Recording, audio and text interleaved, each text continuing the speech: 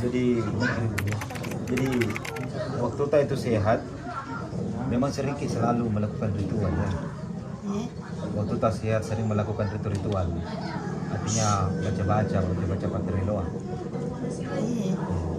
Di mana lagi sering kita datangi tadi? Di mana? Daerah mana? Di Karasing. Karasing, terus Kelohe, terus Tuasang, terus Ikut apa dari Malang. gitu. Itu dibacakan untuk siapa di situ? Artinya penghuni di situ ya? Iya. Di sini kita terus terang saja, terbuka saja. Siapa tahu dengan keterbukaan kita, terus terang kita, Allah ampuni, Allah dijadikan asbab kesembuhan. Iya. Artinya datang ki begitu untuk siapa dibaca-bacakan itu? Untuk penghuni yang ada di situ ya. Iya. Iya. Untuk penghuni yang ada di situ. Coba dijawab. Artinya datang ki begitu, siapa yang dibaca-bacakan di situ? Untuk apa sebenarnya? Anak-anak. Untuk siapa dibacakan di situ? Apa nak baca? Enggak, untuk siapa dibawakan di situ makanan?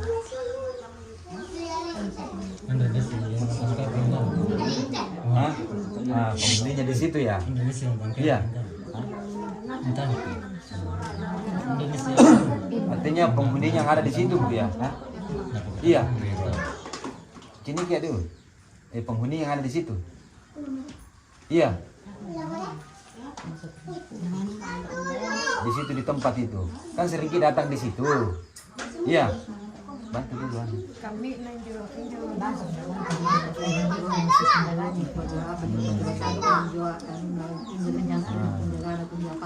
begitu. Oh. Nah, Iya, nak baca acara tadi. apa? Ismail. Tujuan tak ceritanya. Umpama dari sini ki ke sana ki di situ di mana tadi? Kelohe dah ya di situ salah di situlah. Terus datang ki di situ untuk apa kita di situ? Siapa yang didatangi di situ dan untuk apa kita baca-bacakan makanan di situ?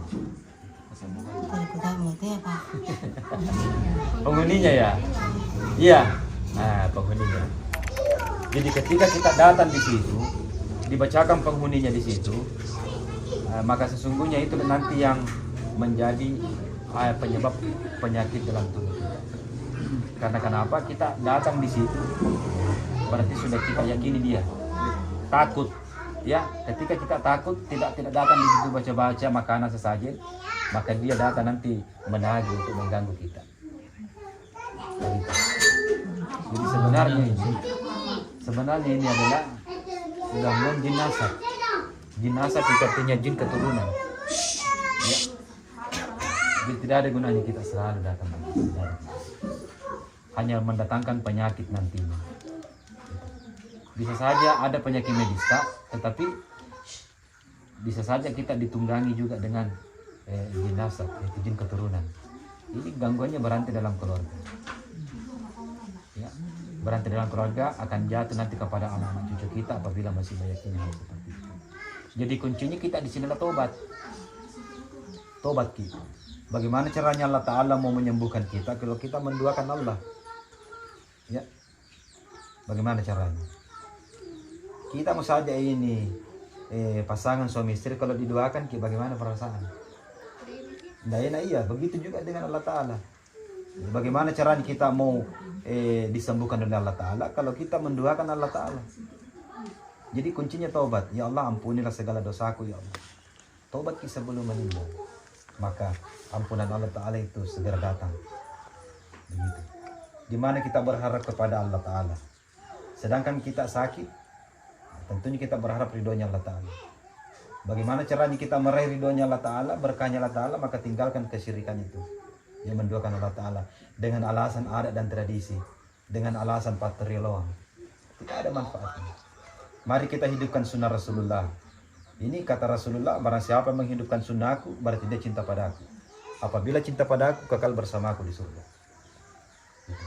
Rasulullah tidak pernah mengatakan barang siapa yang menghidupkan Patrio Loang pergi datang baca-baca di tempat yang keramat-keramat begitu, maka bersamaku di surga nanti. Tidak ada bahasanya Rasulullah begitu. Ya.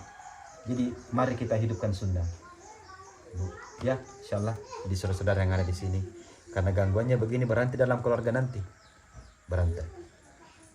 Jadi kuncinya di sini ada tobat dulu. Tobat. Ya.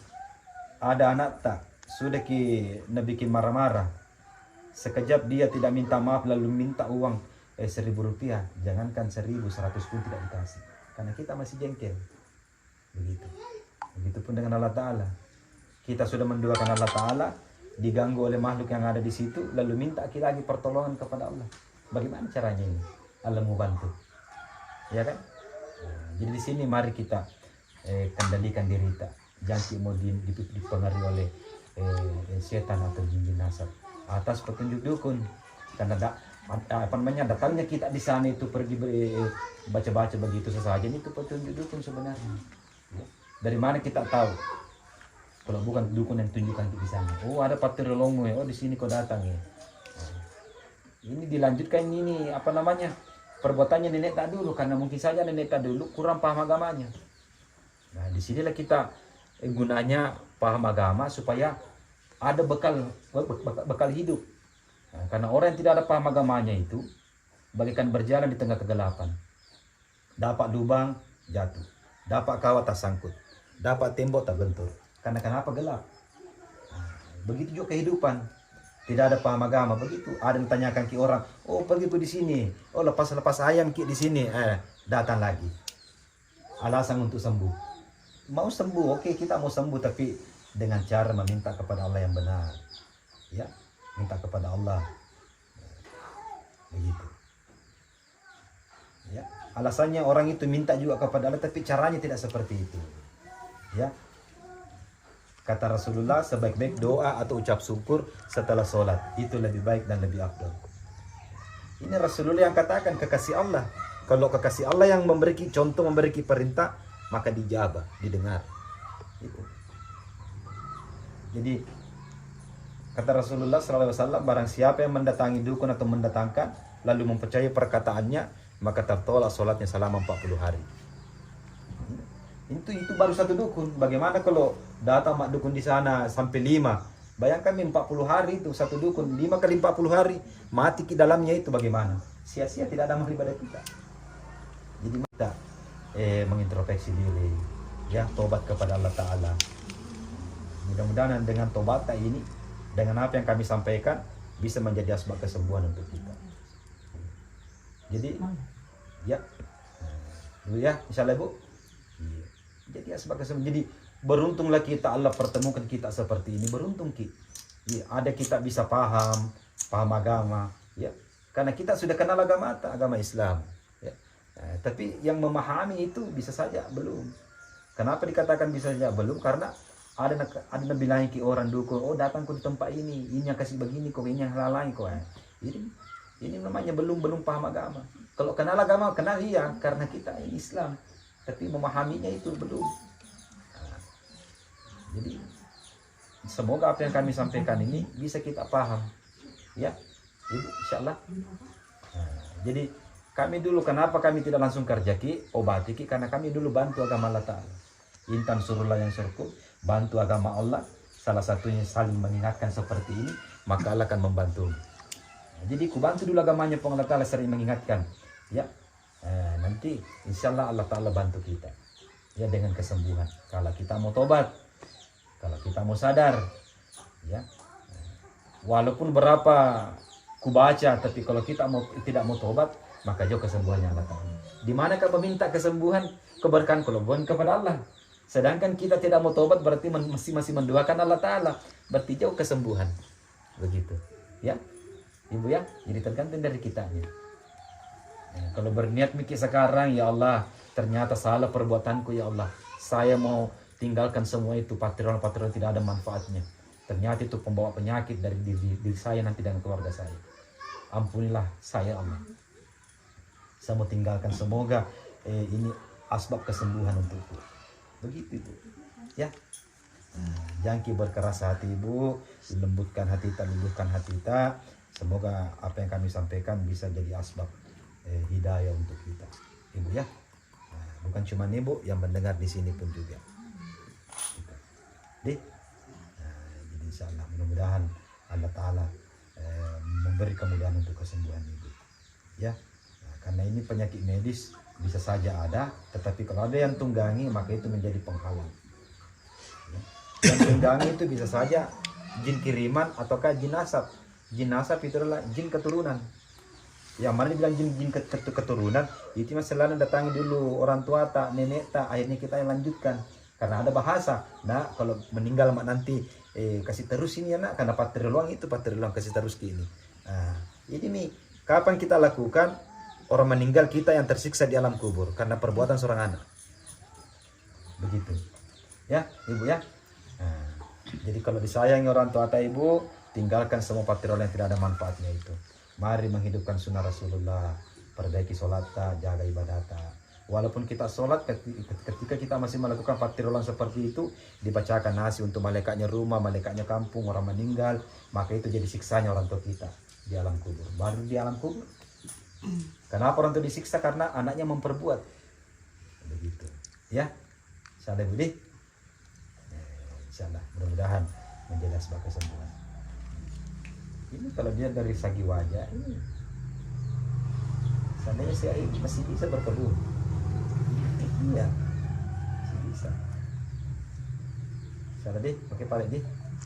Dengar kita semua itu. Jadi mau kita tinggalkan semua itu Ibu. Mau kita tinggalkan semua itu, tidak mau kita ke tempat-tempat begitu lagi. Iya. Jangan ragu untuk meninggalkan. Jangan ragu untuk tobat. Ya, karena itu sesungguhnya perbuatan maksiat kepada Allah. Kesyirikan besar. Kenapa dikatakan kesyirikan besar? Sebab kapan tidak ke sana kita takut ki. Berarti takut tak cukup dua. Takut kepada Allah dan takut juga dengan perbuatan itu. Itu namanya kesyirikan. Begitu. Jadi insyaallah Ibu tidak mau ke sana lagi. Iya. Iya. Ikhlas tidak mau ke sana lagi. Insyaallah ya. Ya. Iya. Nah, alhamdulillah. Jadi kata Rasulullah, barang siapa yang sudah disampaikan kebaikan dan kebenaran masih melakukan, maka dosanya 2 kali lipat. Contoh ya, contoh. Sumpah Muslim kita sampaikan seperti ini. Tapi masih kita lakukan, sehat atau tidak sehat masih kita lakukan, maka itu dosanya 2 kali lipat. Karena sudah yang kita sampaikan. Ya. Dan ingat Ibu, pertolongannya Allah Ta'ala itu kadang kita dikes dan kadang kita dicicil. Ya. Nah, kalau nakes ki Allah Ta'ala, Allah Ta'ala dengan kesembuhan, itu artinya Allah melihat sampai di mana tingkat syukurnya seorang hamba. Kalau dicicil ki Allah Ta'ala dengan kesembuhan, Allah mau tahu, Allah mau lihat sampai di mana kesabarannya hamba. Ya, jadi bersabar ki saja. Jadi insyaallah. Nah, jadi mudah-mudahan menjadi asbab kesembuhan. Allah tidak mengecewakan hambanya yang bersandar kepadanya. Bu ya. Insyaallah. Jadi oke Bu. Jadi kembali ki ucapkan kalimat la ilaha illallah supaya baru iman tak. Ya. Angkat tangan tak begini. Astagfirullah. Angkat tangan tak begini. Kapan joli mantap. Astagfirullah. Jangan maki goyang begitu maki saja. Astagfirullah. Syahadati. Syahadati.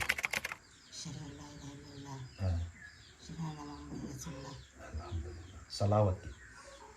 Allahumma salli ala Muhammad wa ala ali Muhammad. Allahumma salli ala sayyidina Muhammad. Ala sayyidina Muhammad wa ala ali Muhammad. Allahumma salli ala sayyidina Muhammad wa ala sayyidina Muhammad. Iya, alhamdulillah. Ya. Nah, jadi ini iman tak sudah baru, kembali lagi selalu berzikir la ilaha illallah dan bersalawat. Ya. Nah, jadi barang siapa orang selalu mengucapkan kalimat la ilaha illallah, maka makin baru imannya. Bih. Banyak salawat ki, maka Allah Ta'ala ampuni segala dosa, Allah mudahkan segala urusan, Allah kabulkan segala hajat. Ya, Ibu ya. Nah, insyaallah.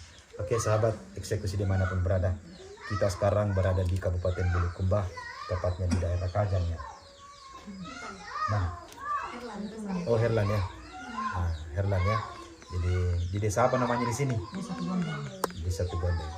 Jadi insyaallah pertemuan kita ini semoga menjadi asbab kesembuhan orang tua di depan kami ini dan menjadi asbab hidayah apa yang kami sampaikan. Mudah-mudahan beliau disehatkan oleh Allah Ta'ala dengan tobatnya, ya, karena kita sudah mengislamkan saudara kita yang Islam, yang mana beliau latar belakangnya dulu sering melakukan ritual-ritual di luar dari syariat Islam, mendatangi suatu tempat yang diyakini sebagai patrilong atau leluhur di luar dari Islam. Insyaallah sahabat, mudah-mudahan beliau diangkat penyakitnya oleh Allah Ta'ala dan dimudahkan segala urusannya. Dengan akhir kata, dunia sementara, akhirat selamanya. Allah kuasa, malu tak kuasa, la ilaha illallah. Assalamualaikum warahmatullahi wabarakatuh.